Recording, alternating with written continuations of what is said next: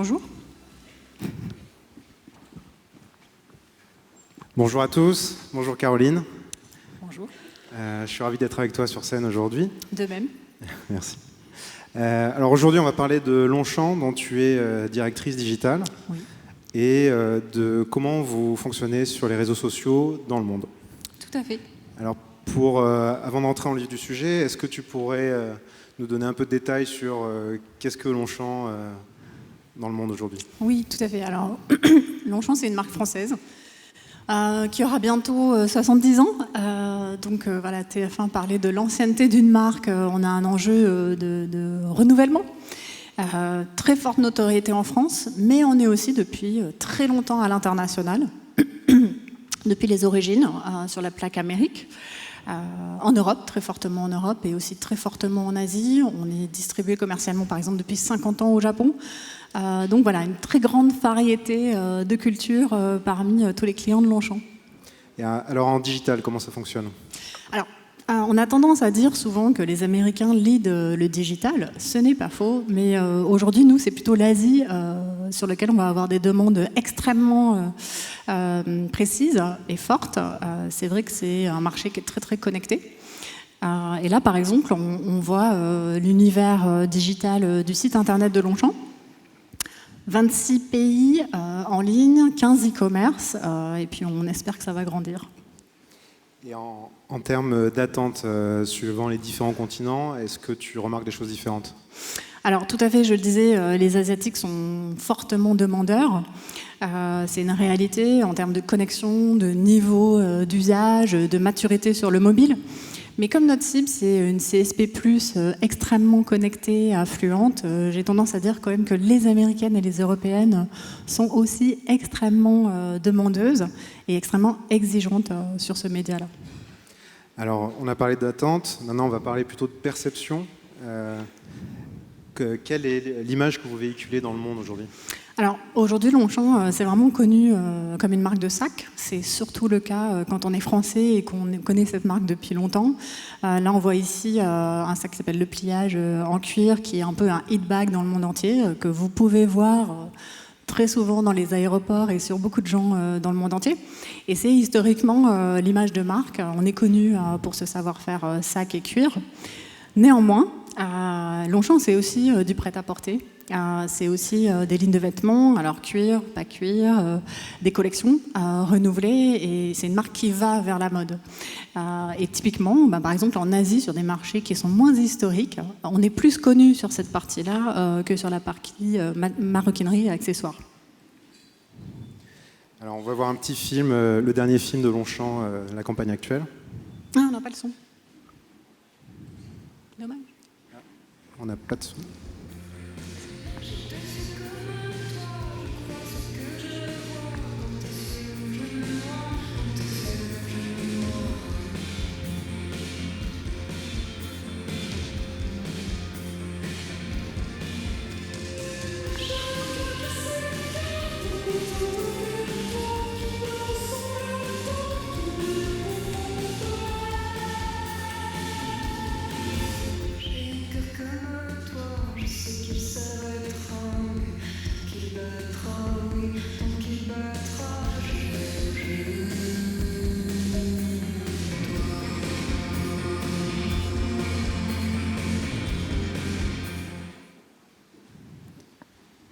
Alors dans ce clip, on voit énormément Paris. Quel est l'objectif pour vous au niveau global? Alors oui, l'image de la marque, c'est de vendre une marque française, de savoir-faire français, mais aussi Paris. Alors on sait comment dire, l'influence et l'attrait que peut avoir Paris et la Parisienne dans le monde. Donc on ne va pas se gêner d'utiliser des clichés qui marchent bien. C'est aussi un objectif important d'attribuer la marque à la France et à Paris. Ce n'est pas forcément encore le cas partout. On voit beaucoup d'endroits de Paris. On voit aussi une Parisienne incarnée du matin au soir. Et c'est vraiment quelque chose qu'on veut attribuer en termes de territoire de communication. Et au niveau local, alors?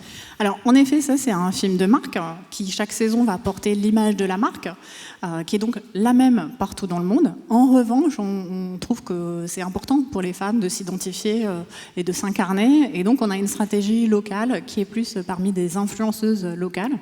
Donc là, par exemple, sur notre dernière campagne, on a casté une trentaine, quarantaine d'influenceuses dans plus de 20 pays afin de pouvoir incarner la silhouette et le style de vie Longchamp. Et d'ailleurs, la campagne s'appelle Paris-Jeanning. Voilà, tout à fait. C'est #ParisJeanning. Et l'idée, en fait, c'est d'incarner le style de vie parisien un peu partout dans le monde. Vous allez à New York, il y a des cafés français, au Japon aussi, et c'est de montrer qu'on peut s'approprier en fait ce style de vie et cette perception un peu dans le monde entier. Et là, on rassemble un petit peu tous les hashtags sous cette ombrelle. Et d'ailleurs, ce style de vie français, on le voit même dans certaines boutiques dans le monde.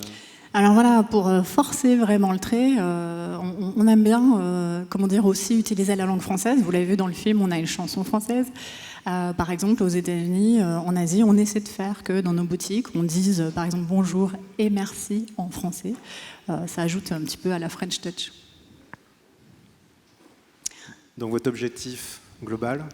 Alors voilà, c'est vrai que c'est toujours difficile, c'est une grande complexité de donner une cohérence internationale et en même temps une vraie pertinence locale. C'est pour ça qu'on a besoin d'un acteur international, c'est votre cœur de métier. C'est notre motto même. DataWars en fait est une agence internationale spécialisée dans le déploiement du digital dans le monde. Et dans le cas de Longchamp, donc on est à la fois sur l'adaptation des posts pour les différents réseaux sociaux, on est sur l'intégration, le publishing, et puis également toute la modération, répondre aux commentaires avec la communauté en direct dans les différents pays. Et voilà, en résumé, on est un facilitateur pour les marques à l'international en digital. Alors, on va aller à la rencontre des clients de Longchamp. Voilà, alors je vais présenter quelques personnages comme les marketeurs aiment bien. Par exemple, Laura, elle est américaine. Elle a son petit café, son laptop. Et en fait, Laura, qu'est-ce qu'elle cherche? Elle a envie de faire un cadeau à une amie qui va se marier, par exemple. Quelle est sa façon de chercher de l'inspiration? Elle va sur Instagram. Elle regarde des photos sur Instagram, elle va peut-être chercher certains hashtags. Et puis, elle s'accorde que c'est plutôt un sac. Elle va trouver, pourquoi pas, un sac Longchamp sur leur célébrité préférée. Et puis, du coup, elle va sur le site internet de la marque pour faire son achat. C'est typiquement un parcours client où on adresse différents touchpoints. Donc, si on va à l'autre bout du monde. Alors, si on va un petit peu plus loin, quoique, Lucie. Alors, Lucie, c'est notre VIP. Chinoise, elle est déjà complètement fan de la marque et on la connaît très bien. Vous savez que la porte d'entrée de la Chine pour l'internet, c'est WeChat.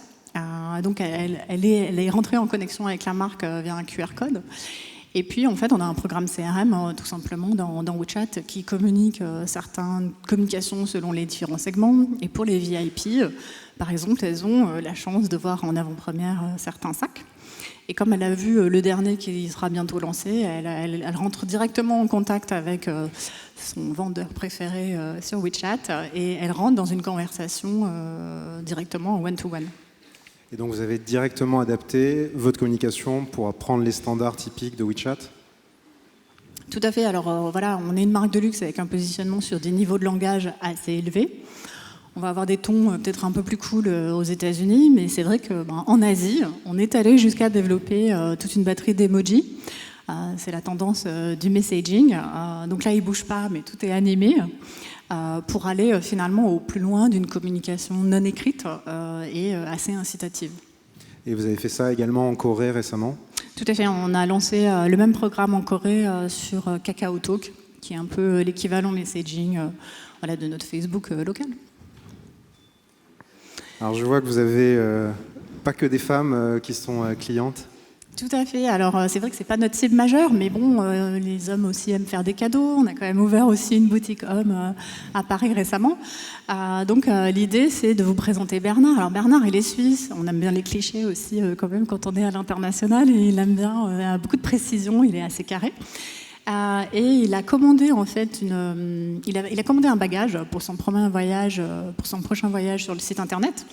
Et en fait, il envoie tout simplement un mail pour savoir quand est-ce qu'il va recevoir sa commande. Typiquement, dès qu'on est en communication écrite, dès qu'on est sur un rapport un petit peu plus formel, on va avoir un niveau de langage et une exigence sur le niveau de langue qui est très élevé.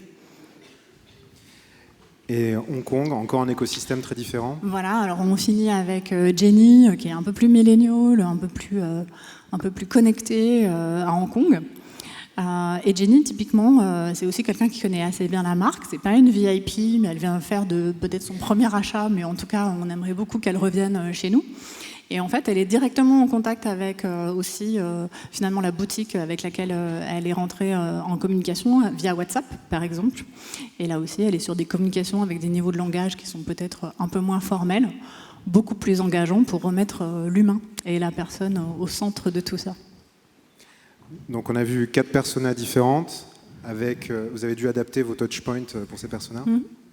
Alors, bon, en gros, on l'a vu, ils sont tous différents, mais quand même, ils sont ultra connectés. Pour nous, l'enjeu, c'est vraiment de faire qu'on ait une communication sans couture sur tous ces éléments-là, que ce soit par téléphone, sur les réseaux sociaux, par mail, etc. Parfois, ce sont des services différents qui adressent ces communications-là.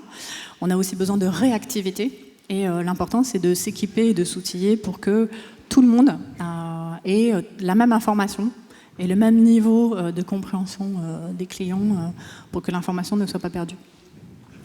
Et donc si on regarde plus particulièrement les réseaux sociaux. Voilà, on est partout, on l'a dit. WhatsApp, Instagram, Facebook, c'est quand même le grand gagnant de la communication dans la mode. Mais en Asie, par exemple? Et après, on est sur les plateformes locales pour chaque marché. En termes de calendrier, alors on sait par exemple qu'au Japon, la Saint-Valentin, c'est pas forcément un événement sur lequel les marques se positionnent, parce que c'est plutôt la japonaise qui offre à son amoureux des chocolats. Inversement, il y a le White Day un mois plus tard, où c'est l'amoureux qui offre un cadeau de luxe en retour pour les chocolats. Dans le cas de Longchamp, comment ça fonctionne? Voilà, on s'adapte vraiment à nos calendriers locaux. Bon, là, on va arriver en fin d'année où c'est un peu gift season partout dans le monde.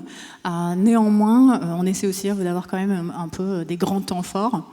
Par exemple, j'ai appris ce matin que c'est International Bag Day aujourd'hui. Voilà, on s'adapte au calendrier tous les jours. Alors le rôle de Data Awards dans ce projet, donc comme je disais tout à l'heure, Longchamp, ton équipe nous donne les sources pour les réseaux sociaux. Après, on va les adapter pour les différents pays. On a certains pays pour lesquels on va beaucoup plus loin, type les États-Unis qui sont très demanding, qui veulent quelque chose d'assez catchy, que ce soit tout à fait adapté à Facebook ou à Instagram. Une fois qu'on a adapté tous ces posts, on va les intégrer. Donc là, c'est Hootsuite, par exemple. Parfois, ça va être directement en natif parce que vous avez des formats spécifiques, des albums photos, bientôt des canvas, des carousels ou autres. Et puis, c'est vous qui avez le go final pour pousser les différents posts. Et une fois que les posts sont live, là, on commence à avoir énormément de commentaires. Ça varie beaucoup d'un pays à l'autre. Si on regarde en France, on aura beaucoup de questions sur le prix, la caractéristique produit. Si on est, par exemple, à Hong Kong, ce sera plutôt des questions sur l'entretien du sac. Donc là, on va essayer de comprendre, en discutant avec l'internaute, quel est le type de sac qu'elle a acheté et lui proposer quelque chose d'adapté en fonction. Et puis après, on a encore des pays comme des pays émergents, type Thaïlande, qui est un compte que vous avez ouvert il y a un peu moins d'un an et qui aujourd'hui explose. Il a à peu près autant de vues que la page française. Et eux, ça va être beaucoup plus sur des questions liées à où trouver des magasins Longchamp, combien ça coûte, etc. Donc pour tout ça, on a défini une grille, des guidelines, qui nous permettent de répondre de la bonne manière aux différentes personnes dans le monde. Néanmoins, ces guidelines, on doit souvent en sortir parce que les internautes sont un peu imprévisibles et ils proposent souvent des nouvelles choses. Et donc pour ça, on pré-rédige des réponses, on les accompagne d'arguments contextuels pour que ton équipe puisse juger de quelle décision il faut prendre. Et donc en faisant tout ça, on arrive à faire matcher l'ADN de la marque au niveau mondial et le besoin local et l'attente locale des utilisateurs. Merci infiniment, merci pour cette présentation.